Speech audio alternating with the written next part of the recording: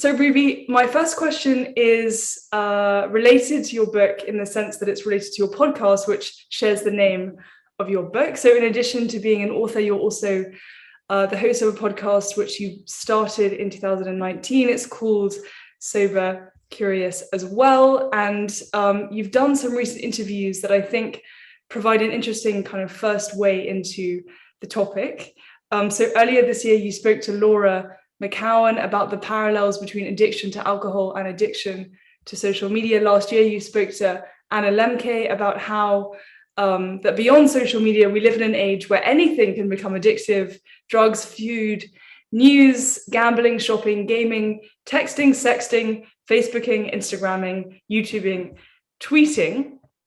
So my first question is to borrow Lemke's phrase of, in a dopamine saturated ecosystem, can we use your approach, which is one of gentle curiosity, to re-examine our relationship to many external factors and substances in our lives, not just alcohol? Is alcohol something unto itself?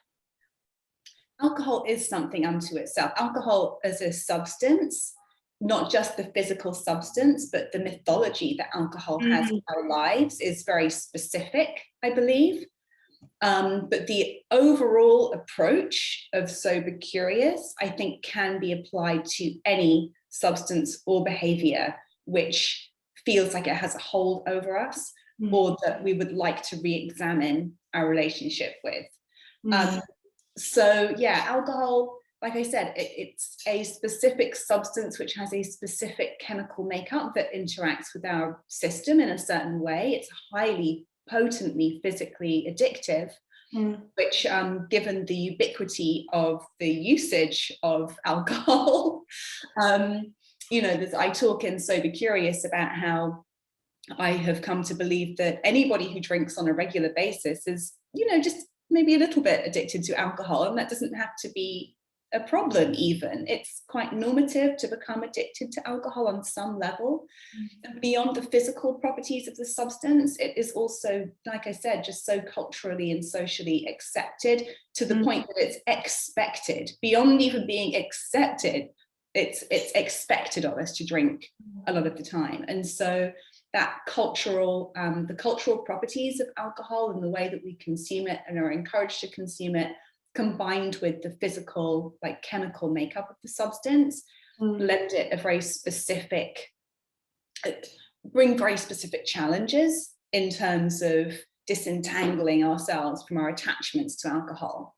Right. So that said, the Sober Curious approach is really about developing an observer's mindset around whatever the thing is. So stepping outside of the actual kind of instance of using it and actually observing what's happening here and questioning what's happening here. And I think that could be applied to anything from, like you say, social media to food to relationship patterns or whatever television, whatever it might be, This is such a lovely point, Ruby, because I think it highlights this quote that you cite in your book. So this is from Johan Hari, whose TED talk, Everything You Think You Know About Addiction Is Wrong, which has had millions of views on YouTube. And he says of addiction that a core part of it is about not being able to bear to be present in your life. And so this idea of kind of being the observer and observing presence. So I suppose from his quote, there are kind of two follow-up questions related to alcohol, of course, and we'll get into the particularities of it, as you say, as a kind of demon chemical that is everywhere. Do you think that we're more addicted as a society than ever? And do you think tangentially or relatedly that this is because being present is more unbearable than ever in today's society? I ask you because you tune in from you. I don't know, a surf in the medieval times, I mean, like, we have many conveniences that make life a lot more bearable now than I think it probably has been physically, materially at many points throughout history. That said, this is the only period in history that I have applied my own kind of cognitive efforts to like examining this. So I don't think I'm the best person to comment on whether it's harder to be present now in terms of like discomfort levels. I think that based on conversations I've had with people like Anna Lemke, it's interesting you bring up Johan. It's on my to-do list in my notebook today. I'm trying to get him as a guest on my podcast because I actually want to ask him in that TED talk. He posits that the opposite of addiction is connection. Right. I want to ask him, is actually the opposite of addiction presence? Because we can't connect with either ourselves or others unless we are present. So I really want to have that conversation with him, and it relates to his new book, which is about distraction. And how, the world as we encounter it today is kind of designed to distract us from ourselves in everywhere we turn, And so I think that presence is possibly more comfortable than it has been at other points in history, but maybe harder to come by in a strange sort of way. So yeah, I don't know. I think that we are living in a time when, as came up in my conversation with Anna Lemke, it is in our best interests, if possible, to resist the continual pulls on our attention and our energy, because they are just everywhere. And more often than not, they're designed to sell us something. I actually have an episode coming up on shopping addiction and compulsive spending, because I do think that we're in an era where that is particularly prevalent, but an addiction or a compulsion that often goes under the radar because it's so celebrated and so aspirational, Yeah, I suppose because I didn't have time to listen to all of your conversations, and because the podcast is ongoing in the sense of where your book is a fixed moment in time where you wrote it several years ago and now it's 2022. So out of all of the conversations in your podcast you've had, which one has moved you or struck you the most, would you say? Oh, that's really hard. I mean, there are so many great ones. I've been thinking about how I'm going to promote the new episode. The new season just launched last week. Yeah. And the shopping addiction one actually feels really, because I think, and this is why I wrote Sober Curious, I'm the kind of person who I'm drawn to turning over stones and looking at what's underneath. And I think shopping addiction, like I said, and overspending and overconsumption is actually so prevalent and has quite a big impact on many of our lives in ways, as with alcohol, for many people who are sober curious, that aren't necessarily devastating, but the compound effect actually can be quite big. And so that was a really interesting subject that I think we need to be talking about more. So I'm really looking forward to that one coming out. But I don't know, one of the most popular episodes, I did love the one with Laura McCowan, because social media and Instagram addiction, obviously there's been tons in the media about how damaging, particularly for younger people, social media is. And so I think it's really important that we talk about that as much as possible. And then I also have an episode with a friend, Sadi Simone, who's a modern sort of Buddhist spiritual teacher, just sort of talking about, I don't know, what he calls in the episode the psychological residue of alcohol and drinking, and how even when we're not drinking to excessive, devastating effect in our lives, just the psychological residue of this substance can rob so much from us and can really have, again, quite a profound impact that might not be immediately obvious if we haven't ever experienced any really destructive lows from our drinking. It's so a great episode. You say it's in your kind of blood to be overturning stones, and you say at the beginning of your book, kind of, you make it quite clear. You say, I'm not a scientist, I'm not an expert on addiction. I wrote that like in every chapter. Another disclaimer. Exactly. I'm not available to be sued in the American court system. I am a journalist. You make this clear again and again, and this is in a lovely way what a journalist does, which is overturn uncomfortable stones. And it seems to me what's comparable about these kind of three discussions we've been having, one about alcohol, one about consumerism, and one about social media, is that there are powerful people behind these systems. Because one question might be is, well, if alcohol is so damaging for society and for our bodies, why does it persist? If consumption is so devastating, as you say, not necessarily for us, but certainly for the planet, why does it persist? If social media is so damaging, particularly for young women, why do social media networks, which were invented, to help us connect, which might have been the antidote to addiction before, is not the case today? So why, it's a huge question, Ruby, but you've been studying this for many years now. Why aren't the powerful people behind these contemporary phenomena, being held accountable more? Do they still just have too much power? We've got here within 10 minutes of this conversation. This is like the heart of the beast, right? The simple answer is money.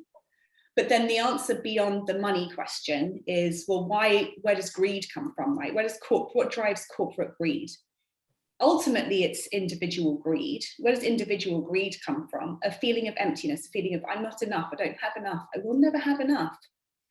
That's ultimately what drives greed. It makes me emotional talking about it, right? And that's what drives addiction. And that's just this kind of, it's not enough, I'm not enough, there's not enough. And I just think if we could really start addressing that in individuals at an individual level, particularly the people who are running the kind of, the corporations that are reaping the most benefits financially from propagating these addictive behaviors, substances, et cetera, then we'd start to really make some progress in all of these areas that you've mentioned. So yeah, greed, but we see greed as a sin. We see it as a failure of character. I think it's more a symptom of a scarcity mentality that has been seeded over centuries. Oh, that's a lovely point. Let's focus on alcohol, because that's kind of normally what that's the departure point of your book. And you said that yes, alcohol. I asked you, is alcohol comparable to these other addictive things? And you said yes, because it's a substance unto itself. It changes your body chemically. So we all recognize this, right? So in the short term, slurred speech, impaired balance, unstable emotions, nausea and vomiting. If I say this objectively from a medical point of view, you think that sounds horrible. That's what it is to be drunk, actually. Long-term cancers, fertility issues, brain damage, heart issues, so on and so on. What for you in your ongoing research and discussion of this topic is the most shocking scientific fact or figure that people don't know about the side effect of alcohol? Well, it came up early in my research for the book that alcohol is the third leading cause of preventable deaths in the United States. And I'm sure that tracks with many other sort of Western nations. So first being obesity, which alcohol contributes to. Second being cigarettes, nicotine, alcohol being the third leading cause of preventable deaths. And that's factoring in, the impact that it has on heart disease and other physical conditions, but also drunk driving accidents. Hundreds of thousands of people a year dying from drunk driving. It's just the severity of the actual health problems that are associated with alcohol is really huge, and it's so glossed over in a culture that glamorizes alcohol every which way you turn, and which even will say, look at how the French drink. They drink a glass of red wine in the evening, and it's good for your heart. These sorts of studies used to come out periodically, but I've actually over the past few years, and I like to think that this is in part because we're having more conversations about the reality of alcohol and alcohol addiction. I've seen these studies being replaced by studies which are now coming out saying, no, even one glass of wine a day can still dramatically increase women's risk of breast cancer, for example. So I think that the reality is coming more to the fore. And interesting, when you dig a bit more deeply into these studies around sort of, let's say, Mediterranean alcohol use, you'll see, well, actually, these are studies that often coincide with other sort of lifestyle choices, like less stress overall, more paid vacation time, like more time outdoors, more family time, more olive oil, all of that, exactly. So less processed food, like people who are benefiting from moderate alcohol use are also often engaging in many other lifestyle practices, which are not available to people, say, in Middle America. You know, it's like, so yeah. I think that the most shocking thing was, yeah, just realizing the severity of the health issues that are attached to drinking. But also another one actually which came up was that I learned that only 10% of people who perceive that they have a problem with drinking, or that they're drinking more than they would like, or that it's causing them issues, only 10% of people who have that perception will actually ever seek help or do anything about it. Which is that means for every one person in an AA meeting, there are 10 people who could, if they who are potentially having some of the same issues or some of the same thoughts. But I think that really showed to me how very stigmatized the subject of alcoholism and alcohol addiction is, and even a treatment, you know, and how narrowly we think about treatment for that as well. Like AA seems to be the only pathway available to a lot of people, and it's very alienating to people for multiple reasons. And so I think I was very intrigued and not necessarily surprised, given that the kind of response that Sober Curious had and how many people were revealed to be sober curious, you know. But yeah, that was quite profound to realize there are so many people are questioning their drinking. So many people are asking, is this really good for me? Am I drinking too much? Is it really healthy? Like, what should I cut down? But wouldn't ever vocalize it out loud because these subjects have been so stigmatized. Right. So much of the good that you're doing, Ruby, in your work is you're first of all destigmatizing the conversation. You're also creating a new pathway for this conversation to be had. A similar question. I know it's hard to pick out all the people that you've met and all the stories that you've heard over the years, but I guess there are two questions. One, are there any kind of trends that you've noticed about the anecdotal kind of evidence, as it were, of people coming to you and saying, you know, this has been my experience, X, Y, Z? And the second question is, what has been a kind of story, and we can keep it anonymous, you know, for the sake of people's privacy, but what has been a story that someone's told you that's really moved you about as a consequence of coming, you know, interacting with your work? The common trajectory is, I've been questioning my drinking for a long time. I keep trying to stop. I keep trying to cut back, and I keep ending back up at the same place. That was my story, and I hear it time and time and time again. What's the same place? The same place being drinking more than feels good for me. Okay. And for some people, that might be 2 bottles of wine and a 6-pack of beer every night. For other people, that might be a few glasses of wine at the weekend that still leave them feeling kind of crap for a couple of days afterwards. But yeah, the typical story is, I've tried and I've tried and I've tried to moderate. I've tried and I've tried and I've tried to cut back, and it always brings me back to the same place. And I hear that time and time and time and time again. And I'm very encouraging and supportive of people who come and share that. And when I say come, I have a Facebook group, which is where I have most interactions with the Sober Curious community. There are over 7,000 people there now, and it's you become so American, Ruby. It's a private group, and people are very vulnerable, very open, and very supportive of each other. It's honestly like my favorite place to be online. There is literally one kind of complaint every few months, and I'm just like, this is amazing. But you know, I'm very supportive of people who are, because I think people feel a lot of shame around that inability to kind of like, you know, drink like a normal person. First of all, there's no such thing as normal drinking. Like, it's completely individual to each person and their circumstances. Like I said, what is far too much for one person would be not a problem for somebody else, and it's really about figuring out what works for you. And I just think this is I've tried to cut back, I've tried, you know, I've gone backwards and forwards, I've quote unquote relapsed here and there. That is the story, I think, for anybody who ever quits drinking, whether they're in a treatment program or whether they're going about it themselves. Like, the vast majority of people who enter 12-step programs or go to rehabs will relapse multiple times before they get to a point where they're really kind of over the hump of the addiction and are actually back in control. It's completely normal. So that's something I always want to let people know, that there's no quick fix. It really is about unlearning behaviors that have often been laid down over decades of a person's life. You know, it's often, I'd say majority age group wise, people start questioning or getting sober curious sort of mid-30s to mid-50s, as the body, you know, begins to process alcohol differently, as the external pressures of life mount up and the responsibilities increase in a person's life. These are the sorts of things that, not conducive necessarily with consuming large amounts of alcohol. Ruby, tell me one story that has stayed with you. So the stories, I can't think of a specific one, but the ones that typically bring me to tears are people expressing how much gratitude they have for being better parents.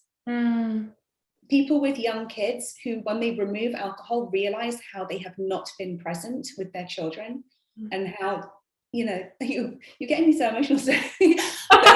How they're now, only having removed it, realizing how much they've been missing and how much they have not been able to be there for their children, has just been, it's so incredibly heartwarming to read those stories.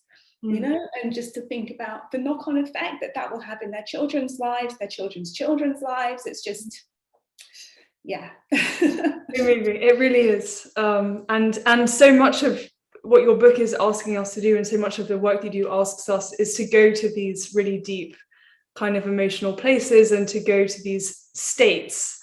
And I wanted to ask you quite a, in the interest of being a hard-hitting journalist, which I know you are, and being a kind of just asking the questions.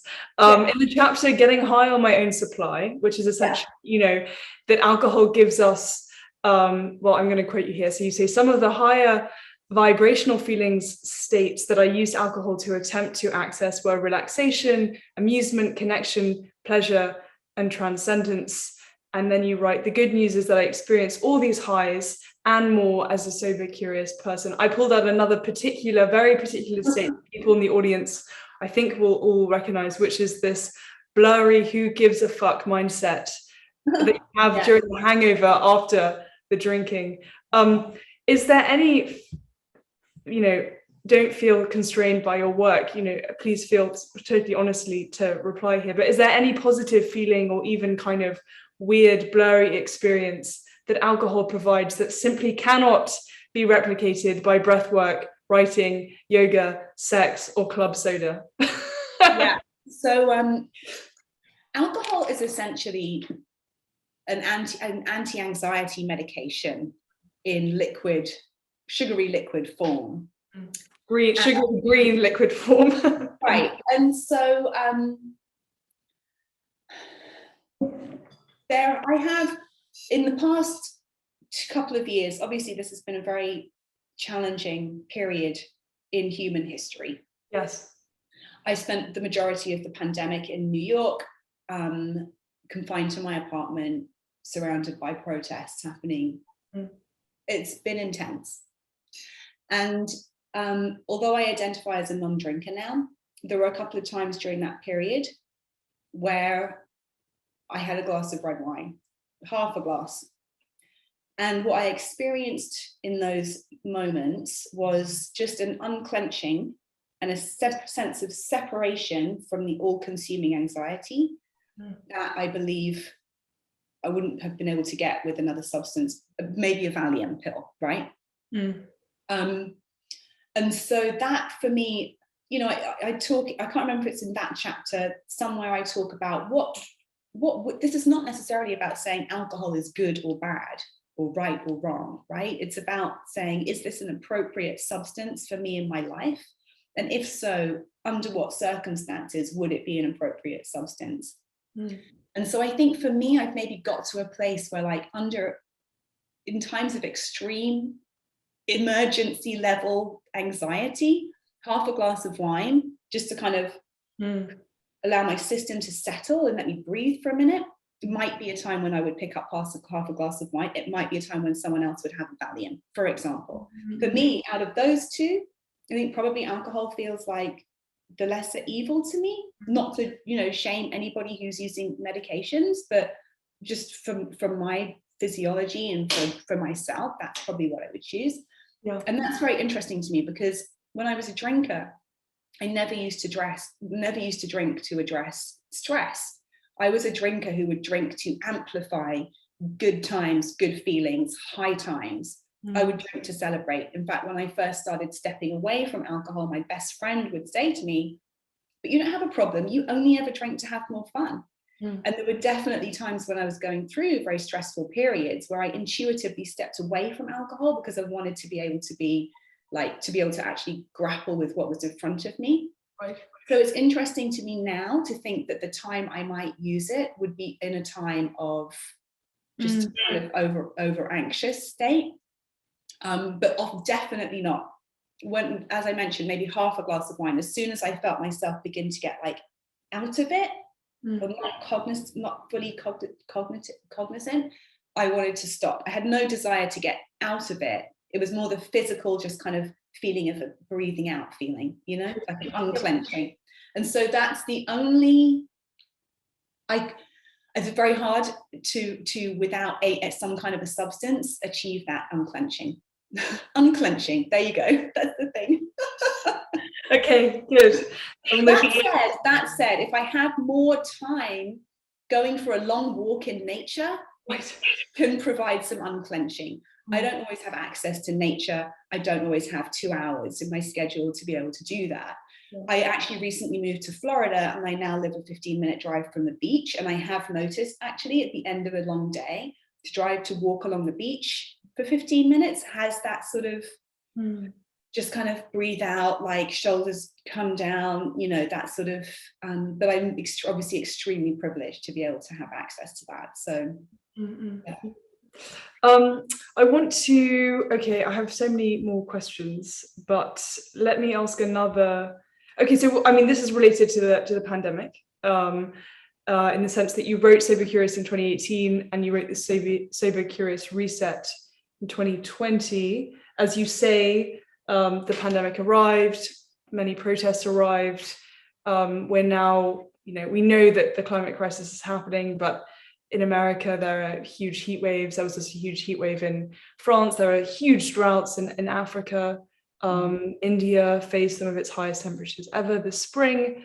What changes might you make how would you kind of update Sober Curious for a mid-2022 world? Well, it's interesting. The last chapter of Sober Curious is called Vision for a Hangover-Free Society. Right. And I do touch on in that chapter a vision for how much more progress could we be making in some of the bigger issues that we face if we were able to be present with them and not sort of just bury our heads in the sand and turn away from the stress in our individual lives and also the issues that we're facing collectively. And people told me, some reviewers told me I was being too political for putting these sorts of things in a book about alcohol use, right? But I really wanted to include that because I think it's really important. I think this is a time when we're not going to solve or find solutions to some of the issues that you mentioned by blurring out, by removing ourselves from the world. We need to be not getting out of it, but if anything, getting more in it.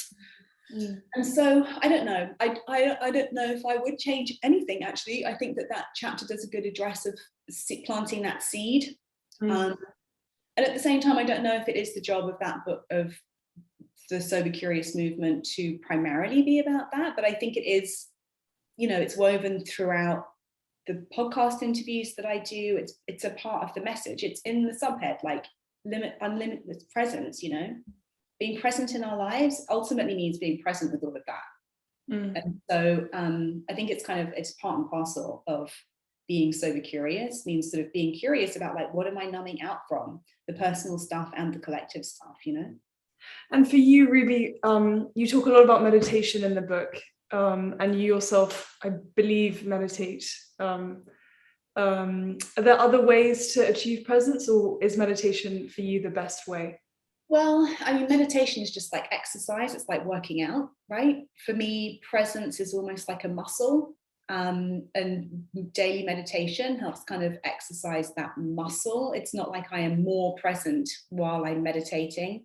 It's constantly Of the contrary. it's not like I'm going, okay, I'm going to be present now, I'm going to meditate. It's more like the more I practice being with whatever is occurring for me in my inner world, the more I'm able to kind of like, it's about being in that observer state, right? Which is an interesting dichotomy, because like if I'm present, am I here present, or am I present here as an observer? You know, it's kind of the meditation practice helps us develop that observer mind that I was talking about, so we can actually really notice and be aware of what's occurring internally and externally. But I think, I spend as much time as possible off social media. I delete Instagram from my phone anytime I'm not using it. More and more so, I'm only using Instagram when I actively have something to promote, you know.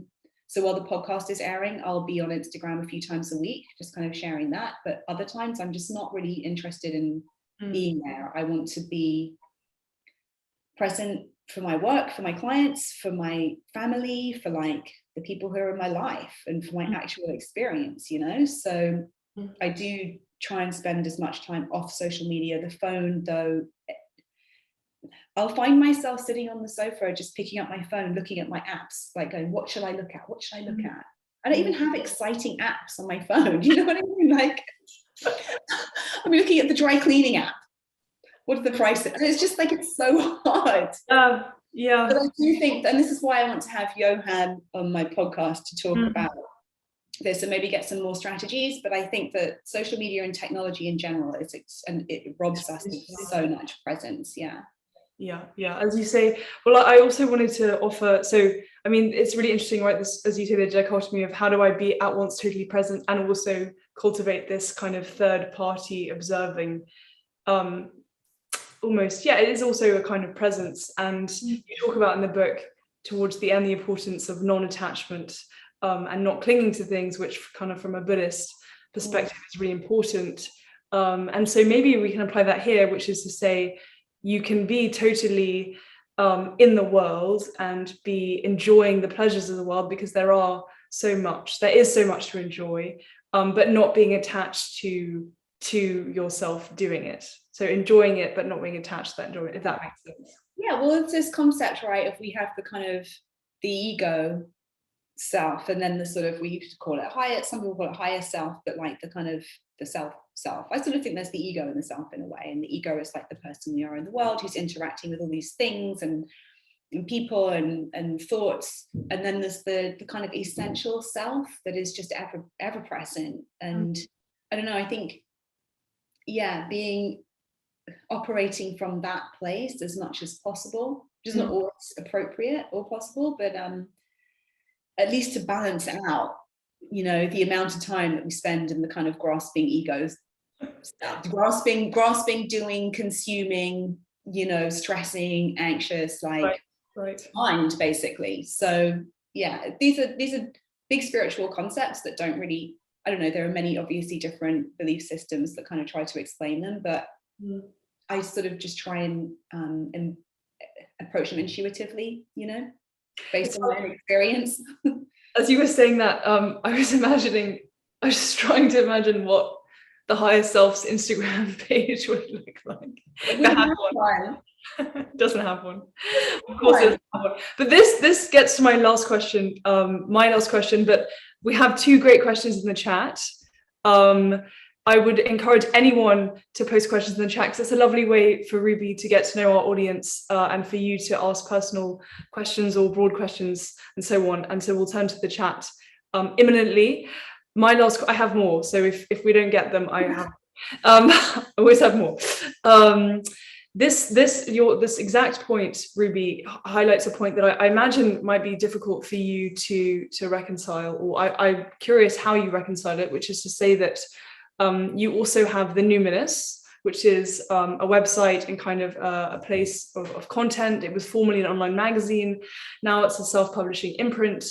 And so if Numinous, as you say, means that which is unknowable or unknown, speaking to the part of the human realm that cannot be quantified, explained, or contained, how does one construct a business that needs to be quantified, explained, and complained around this concept? Right, one doesn't.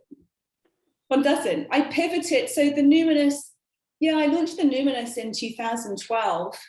I was really fascinated with, I guess, what we term New Age spirituality, but a lot of it had a really kind of bad image problem, And I don't know, just my my interactions with things like astrology and tarot had led to some really profound kind of personal realizations and felt very deep and meaningful. And yet so much of it seemed very cheesy, for want of a better word. And so I wanted to create a platform that offered access to these subject matter in a way that was more aligned with kind of like the way that we're living our lives now, And as a blog and as an online magazine, it was really successful. Anytime I tried to monetize it, it didn't work. I spent 8 years working as my own intern, basically, to the point where I got completely burnt out and had to walk away from it because I needed to just start focusing on earning some money. I wasn't, my journalism career was, I don't know, talking about journalism and like freelance journalism and how that whole kind of career path has completely changed over the past decade. It's a whole other conversation, but I was no longer able to make a living just writing articles, basically. So I began to help people write their book proposals. I began to help people on their book manuscripts. I've had so much experience, even more than a journalist, as an editor working for various different publications. And so, I sort of already, but I had this audience, which I'd created with the Numinous, a fairly large Instagram account, quite a big newsletter, and also quite a lot of brand recognition around being a voice in this sort of new, what I call now age spirituality space. And so, just kind of pivoted it, but it's really just, it's still just me, like working as a freelance editor, whilst writing, continuing to write my own books. I mean, ultimately, my overall ambition for my own career is to be an author. Again, not the easiest, to make an actual living from that, solely that. But all of that said, I remember when I first was speaking with my agent about pitching a book on Sober Curious, even more so than her, I sort of like, are people going to think this is weird? I'm known for the numinous. I had another book out called Material Girl, Mystical World, which kind of introduces a lot of these subject matter also. But for me, the two are completely interwoven, alcohol is a substance that I use to have numinous experiences, to transcend, to experience life on a different plane, in a different realm, to not escape, but to, transcend the kind of the banality of the day to day. And also it was a substance that I used to medicate a lot of the deeper sort of emotional, psycho-emotional issues that I hadn't been looking at, which I was also using these numinous methodologies to examine and uncover it myself. Like Carl Jung, the godfather of modern psychology, was a huge proponent of astrology, for example, for understanding and mapping the psyche. And that's sort of how I use it. And so for me, the two are completely interlinked. And again, one other thing that people don't like about Sober Curious, it's too woo-woo. She talks about astrology. I quite want to write a book called Astrology for Grown-Ups. You kind of present it as like, because, the numinous in a way was right at the beginning of this big wave of interest in a much more poppy kind of interest in astrology and tarot and these sorts of subjects too, which is great that more people are interested in them. But again, so often it's very diluted. And that was another reason I wanted to step away. I didn't want to just be producing memes about Libras do this or Aries are like that. It's just too reductive, and so anyway, that's a bit of a tangent, but for me the subjects are very interlinked. I'm gonna make sure that we have time to talk about the book that you're working on that we publish next year at the very end. But we have two great questions. First is I'm interested. This is from Audrey. They're both from Audrey, but I want to ask both of them because we together wanted to invite you to the library. So she asks, I'm interested in the generational differences we're seeing now. Sober curiosity seems to have a greater foothold with those in their 20s. No, so I'm 25 and I can say anecdotally, absolutely. And then the stats are in your book, right? That it's more kind of my generation that's leading, that's engaging with these questions. Well, as I noted I use the Facebook group as my kind of audience sample. The age range there is a little older. It is late 20s, probably up to like mid 50s. And I think in terms of being sober curious, which I originally conceived of as people who've kind of have perhaps quite entrenched drinking habits and are curious about changing them, I think that is a little older. And I think what the research shows and what you're bearing out anecdotally is that among younger generations that are perhaps even, do I even want to get involved with that in the first place? Like, do I even want to start drinking? You know? So I didn't really start drinking heavily until I was 22, 23. So I think that among younger generations, it's just people are not even so drawn to it in the first place, which I think is very interesting. Why do you think that is? I think there are multiple reasons, positive and negative. Well, those are labels. They're neither, and they're both. Anyway. On the one hand, I think people are just so much more informed about health, well-being, mental health in particular. And there's much more open conversation around mental health. So, for example, the expansive conversation we have about mental health now applies to, well, what is the impact of alcohol on my mental and emotional well-being as well as my physical well-being? Much more conversation about that. And also, what are the things that I might be medicating with? Like, what is anxiety? What is depression? Like, what is self-harm, you know? So I think there's just more awareness and more conversation in general and more information about these subject matters. So that's part of it. I think that social media has played a big role in it. I think that, you know, when I was in my 20s, the only way to meet people or socialize was to go out and be in person with people. And for anyone with social anxiety like me, that was very challenging. And so alcohol was what I and we all used to socialize. And I think that so much more socializing happens online from the privacy of your own room, in chat rooms, in gaming groups. Like, there are just multiple ways to socialize where you're not confronted with the same levels of social anxiety. Yeah. Social media anxiety obviously has its own whole separate thing. And then I think there's also a sense of, you know, as we touched on, and I spoke about this in a podcast interview I recorded yesterday, the guy who came on as an author, he has a 14-year-old son. And we were just talking about how for younger generations, there is much more of an awareness of like the issues and how we actually need to be present for what's happening. Like, yeah. And on the one hand, great, more awareness, more activism, more engagement with the issues. On the other, what a heavy load for people to be carrying, you know? And so we might see younger people drinking less alcohol, but we're seeing rocketing rates of self-harm, you know, anxiety, depression, prescription medication use. So I don't know, like I said, good, bad, it's... Maybe it's just been displaced. And then the follow-up question, which as you said right from the start, you said what also demarcates alcohol from these other addicting substances and ways of being in the world is that there's a whole culture constructed around it, and we in France are at the epicenter of this culture in fact, it's so kind of closely tied, Audrey points out, to our national identity. What does a sober, curious movement look like in a culture where wine is, again, at the center of its national identity? Well, it's interesting. I mean, beer is at the center of the British national identity, I'd say.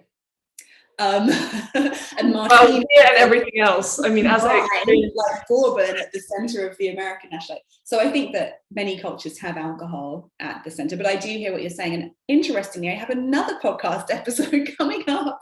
Good. A French national who is the founder of one of the leading sort of alcohol-free social tonics that's been launched in recent years, called Gia. And her mission really is to kind of translate Mediterranean aperitivo culture into a non-alcoholic kind of space. And we had some really interesting conversations about the differences between the drinking culture in France and America. Can you give us just a glimpse into that? Yeah, I'm trying to think if there was anything I can share that sort of came up within that. I don't know, it's hard to sort of pinpoint anything in particular. I mean, ultimately, this is about individuals. Like within any drinking culture, there will be individuals who are more negatively impacted or who have more negative outcomes from their drinking. And so I think, again, it comes back to, regardless of the cultural messaging that I'm exposed to around alcohol, what's right for me, you know, and feeling empowered and supported in making those choices. Yeah. I would love to see, I mean, I'm constantly, and this is probably like blasphemy to the French, but alcohol-free wine has been the slowest category to develop in the alcohol-free space. There's fantastic alcohol-free craft beer now. There are some great alcohol-free spirits. Alcohol-free wine is what people consistently want. So I'm hoping that maybe some French winemakers can crack that and, you know, really revolutionize that space. That would be fantastic. Do you drink alcohol-free drinks? Yes, You just supplement with juice and fizzy water? No, I love alcohol-free beer. That actually was a really big crutch for me in the beginning.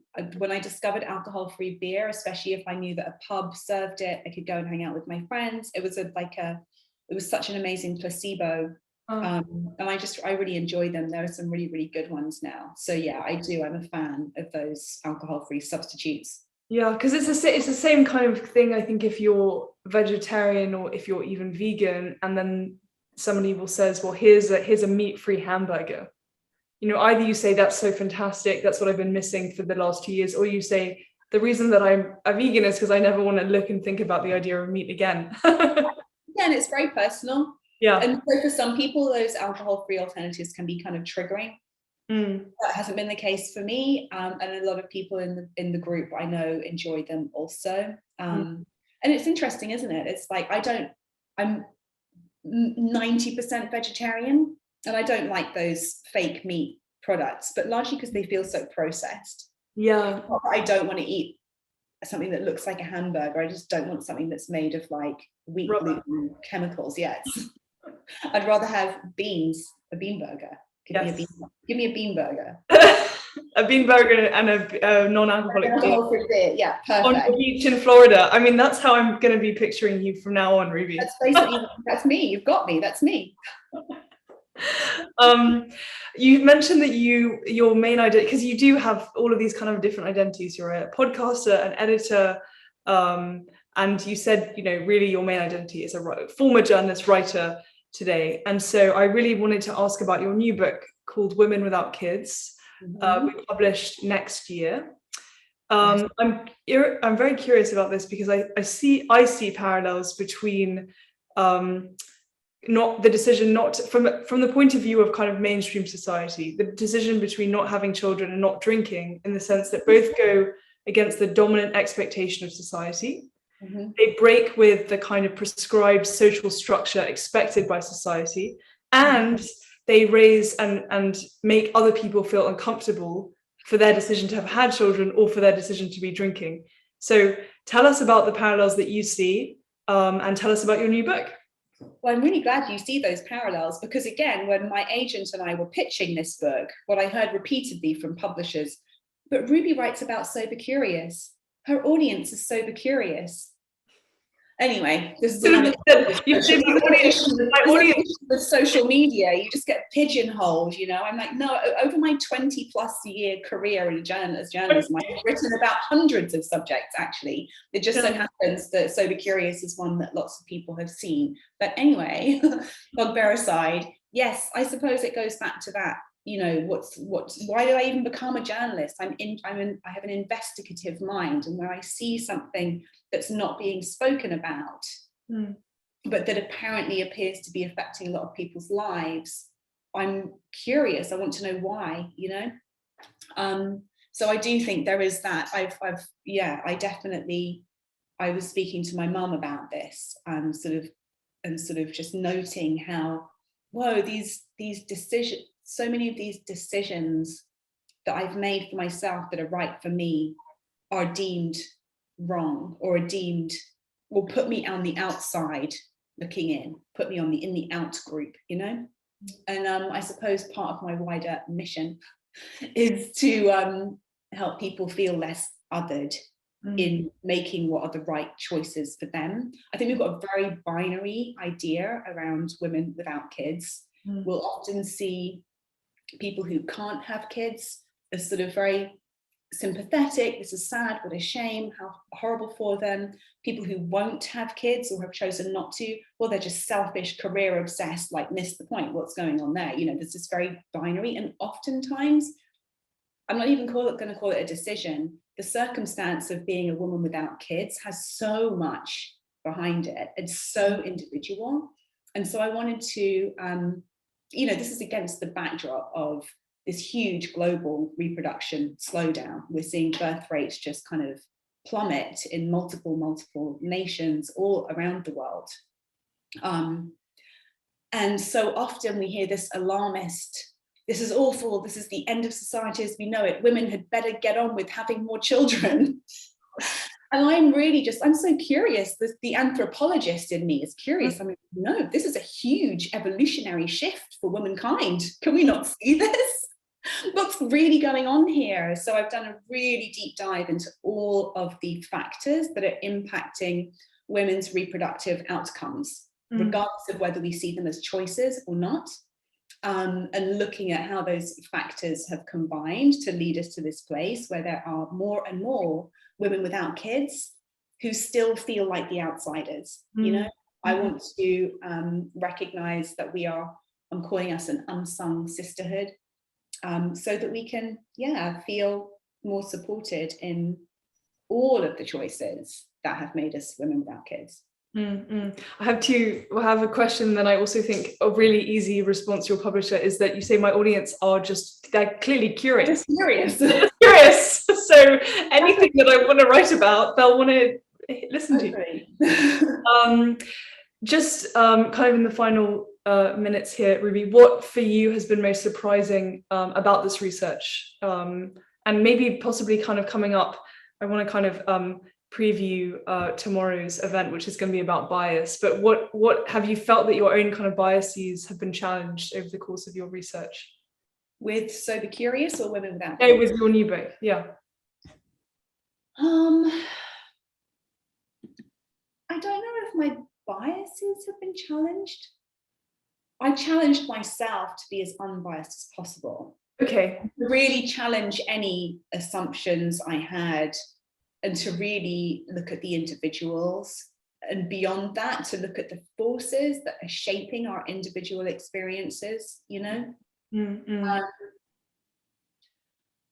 In terms of, did you ask what's been the most surprising thing? Yeah, just you as you reflect on, as you turn to your promotion. Well, I think that one thing that I had always intuitively felt was that for many women without kids, the decision, and it might not always look like a decision like I'm not going to have a child. It might be the result of many small decisions that have led to one not having a child.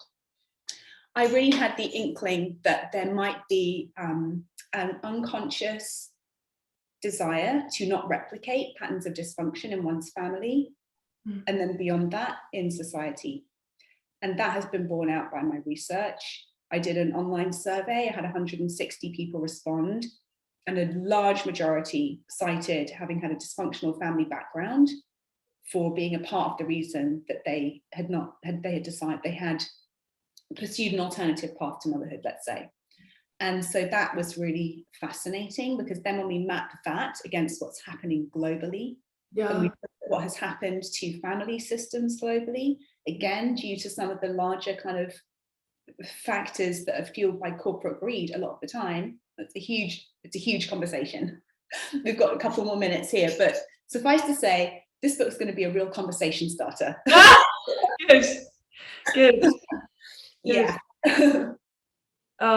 Okay, well, so we can, and I just wanted to post, these are some of the links to your work. So this is Ruby's website, and I'll put this all in an email tomorrow. We had, as ever, more people who signed up than showed up, but everyone who signed up will receive all of this information in the email. So Ruby's website, the link to her fantastic podcast, twice. So you really should go and listen to it twice, and listen to multiple, and then rate it, right? I think that's always important. Yes, ratings really help. It has almost 1 million downloads now, which is like amazing. It just shows how many people are so curious. So for anyone who's here is thinking, oh, am I the only one? Am I the weird one? No, just talk to people. You will find that so many people in your life are also so curious. Yeah. Audrey